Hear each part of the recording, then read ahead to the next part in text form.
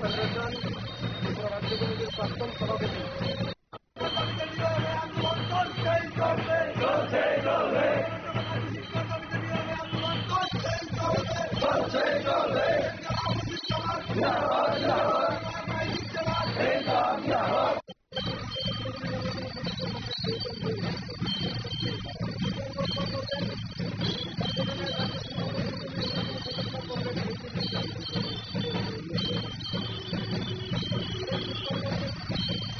গভীর শ্রদ্ধায় স্মরণ করছি প্রধান সহ আমাদের দেশ ও রাজ্যে শোষণের সমাজ গঠনের লক্ষ্যে মুক্তির আন্দোলন গণতন্ত্র রক্ষার সংগ্রামে শহীদের মৃত্যুবরণ করেছেন সেই সকল শিক্ষকদের সম্মেলন ঘটনাগত চিত্রে স্মরণ করছে 2020-21 সালে 5 শতাধিক কৃষক সংগঠন থেকে রক্ষার্থী কৃষকের পার্লামেন্ট অভিযানে যারা শহীদের মৃত্যুবরণ করেছে তাদের 18 বিধানসভা থেকে আরএসএস থেকে বিজেপি যে নির্বাচনটা মূলত পরিচালনা করার চেষ্টা করেছে বিজেপির কেন্দ্রীয় নেতৃত্ব, কেন্দ্রের সরকার, এটা আপনারা জানেন। তথ্য যারা উপস্থিত করলেন তাদেরকে চ্যালেঞ্জ জানিয়ে বামপন্থী ফ্রন্টের পক্ষ থেকে তৎকালীন মুখ্যমন্ত্রী সহ সেখানে তথ্য উপস্থিত করে বলবার চেষ্টা করা হয়েছে যে 16 থেকে 17,000-এর বেশি শূন্যপদ পড়ে নেই এবং এটাও ধারাবাহিকতা বজায় রেখে পূরণ করার প্রচেষ্টা অব্যাহত আছে। কিন্তু তারা এই বক্তব্যকে গ্রাহ্য করার চেষ্টা করেনি।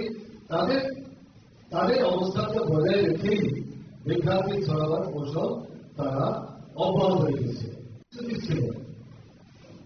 তারা নিজেরাও স্বীকার করেছে যেটা প্রতি বছর যারা চাকরি করছেন তাদের চাকরির বয়স যখন শেষ হয়ে যায় তারা চাকরি থেকে অব্যাহতি নেবেন, পেনশনে যাবেন, তাদের তো পদ শূন্য হবে।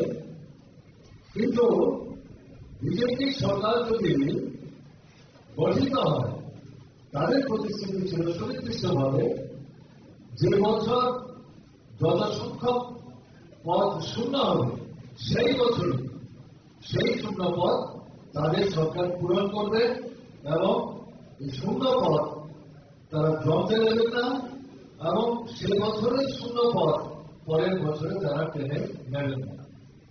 এটা ছিল তাদের বিদ্রোহ প্রতিশ্রুতি দিয়েছিলেন। প্রতি পরিবারে যে পরিবারের সরকারি কর্মচারী নেই একজন না একজন বেকার ছেলে অথবা মেয়েকে তাদের শিক্ষাগত যোগ্যতার ভিত্তিতে তাদের ব্যবস্থা করবে। কোথায় সেই প্রতিশ্রুতি রূপায়ণের কার্যকরী উদ্যোগ?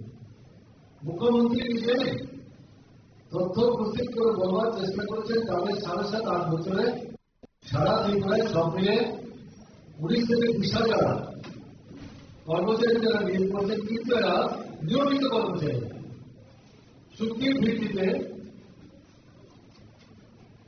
যে পদগুলোতে তাদেরকে নিয়োগ করা হচ্ছে তাতে যে বেতন ভাতা তাদের পাওয়ার কথা সেই বেতন ভাতা থেকে বঞ্চিত করে একটা চুক্তিভিত্তিক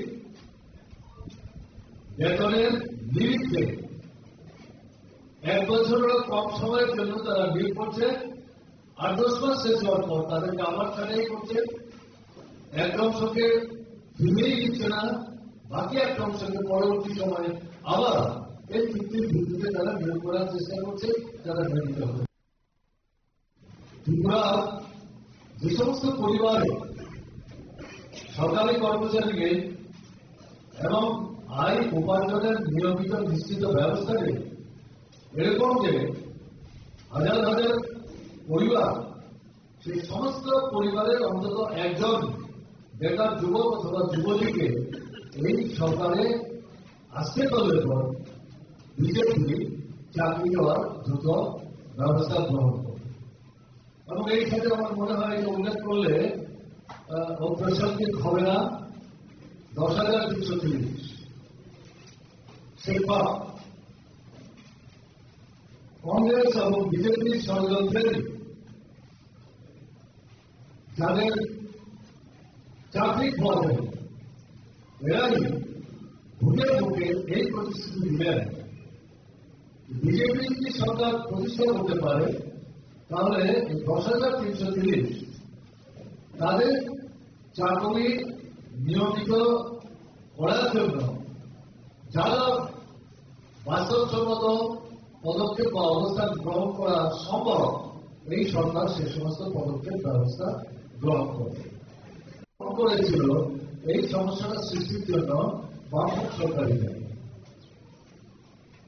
এবং মোহগ্রস্ত বিভ্রান্ত যুবকদেরকে তারা তিনটি নির্দিষ্ট প্রতিশ্রুতির সামনে রেখে তাদের দিকে টানবার চেষ্টা করেছে।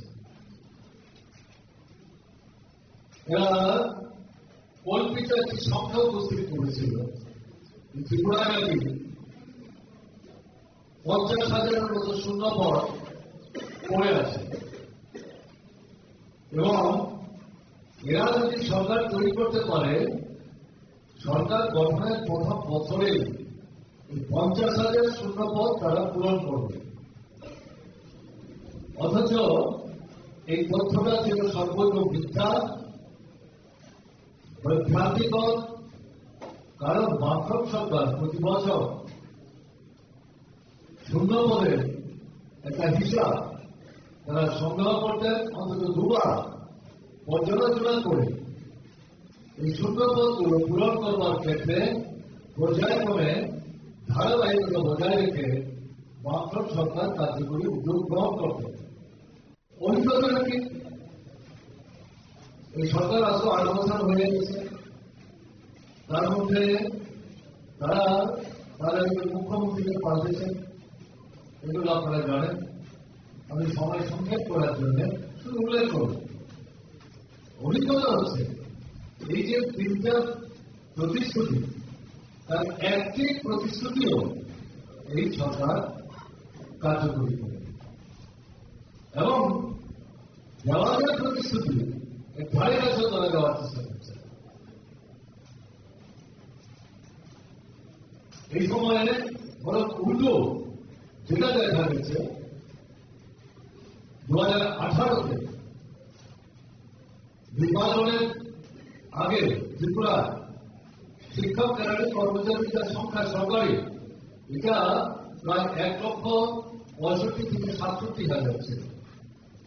এই সংখ্যা কমে এখন 1,15,000 এসে দাঁড়িয়েছে। এই সংখ্যাটা কমেছে এবং যেটা লক্ষ্য করা যাচ্ছে 50,000 শূন্য পদ এটা প্রশ্নই আসে না। এদের সরকার আসার পর যারা চাকরি থেকে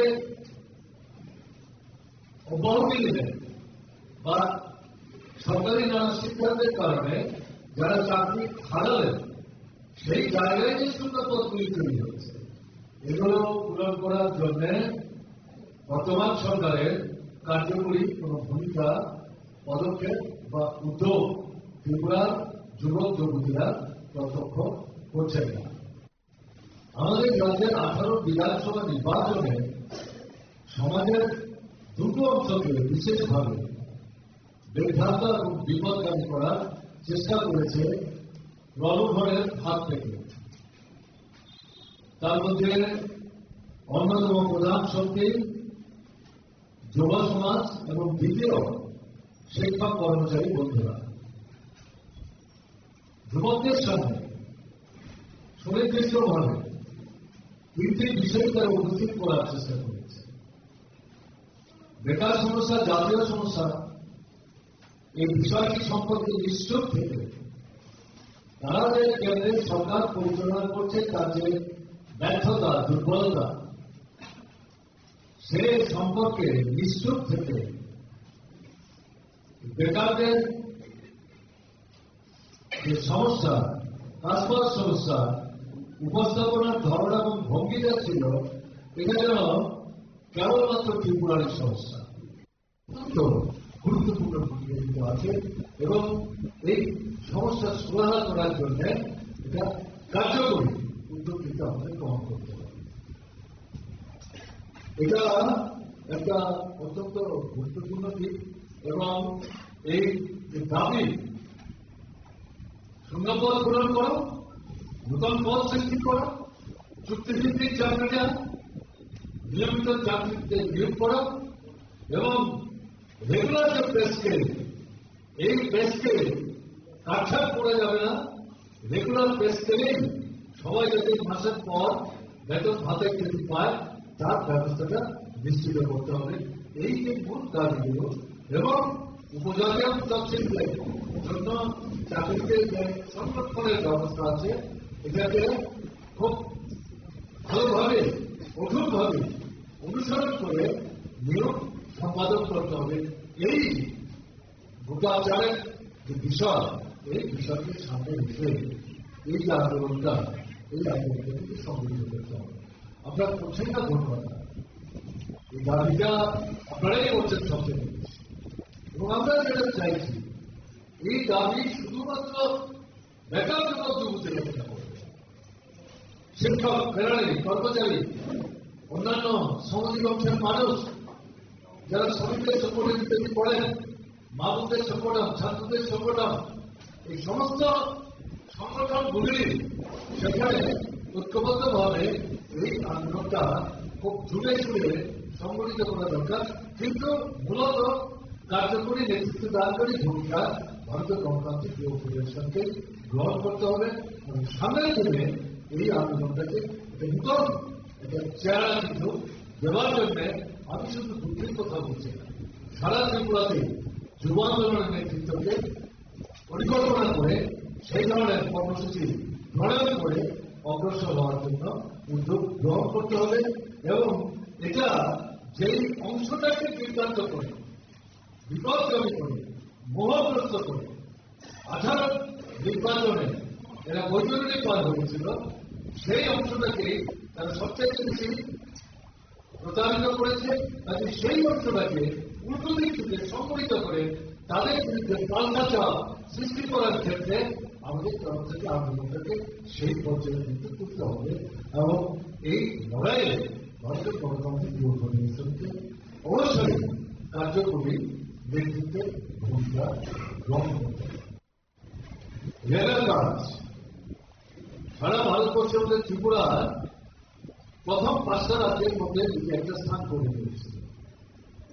85 থেকে 93-94 দিনের কাজ 100 দিনের মধ্যে ত্রিপুরা প্রতি বছর সংগঠিত করতে পারত। তাতে গিয়ে জাতীয় স্তরে ত্রিপুরার এই রেগার কাজ সৃষ্টি করার মাধ্যমে কাজ দেওয়ার প্রশ্নে প্রথম সারিতে নিজের স্থান দখল করে দিয়েছে। এই সরকার আসার পর 94-95 দিন কাজ দূরের কথা, এটা 26 থেকে 35 দিনের বেশি পরে এই কাজ এদের শাসনে সংগঠিত হয়নি এবং কাজের পর মজুরি পাওয়ার জন্য মাসের পর মাস শ্রমিকদের অপেক্ষা করতে হয় এবং যখন তারা ব্যাংক থেকে এই মজুরি আসার খবর পেয়ে এই মজুরি করবার জন্য যাচ্ছে, সেখানে গিয়ে দেখা যাচ্ছে বিজেপি দলের যারা মন্ডল নেতা, গ্রামের বিধানসভা কেন্দ্র ভিত্তিক তাদেরকে কমিটি, গ্রাম সহ সভাপতি তাদের যারা মন্ডল দান দিয়েছে, বিশেষ করে গ্রামের যারা মন্ডল নেতা তারা এই আপনার রেলের কাজে মজুরি তুলতে যারা যাচ্ছেন ব্যাংকের সঙ্গে তারা দল বেঁধে অপেক্ষা করেন এবং এই টাকা নিয়ে যখন কিনবার চেষ্টা করে তাদের উপর তারা খাবার চেষ্টা করে। প্রশ্ন করলে করে যে আপনার কাজ করলাম, মজুরি পেলাম, এতদিন পর অপেক্ষা করে থাকলাম, আপনারা কোনো টাকা দিয়েছেন এবং সেখানে পাল্টা চোখ লাগিয়ে তারা সেখানে হুমকি দিতে অভ্যস্ত, তাহলে এটাই চাই আর কিছু কাজ নেই। কিন্তু যারা কাজ করেছেন তাদের কাছ থেকে শোনা কথা আমরা বলছি, এগুলি তৈরি করা